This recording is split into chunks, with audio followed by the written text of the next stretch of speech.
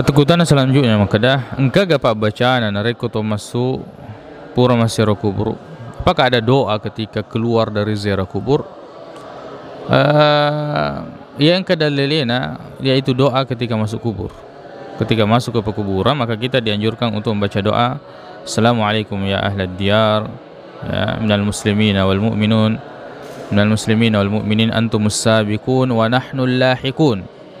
Maka dah assalamualaikum ya keselamatan bagi kalian wahai penghuni ya kubur atau penghuni kampung kuburan. Antumus sabiqun wa nahnul lahiqun. Ya maka dah kalian yang mendahului dan kami akan menyusul.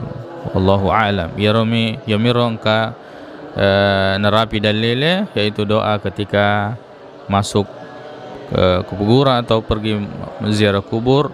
Ya, adapun ketika keluar dari ziarah kubur menjepu ya de narampe dalile wallahu a'lam.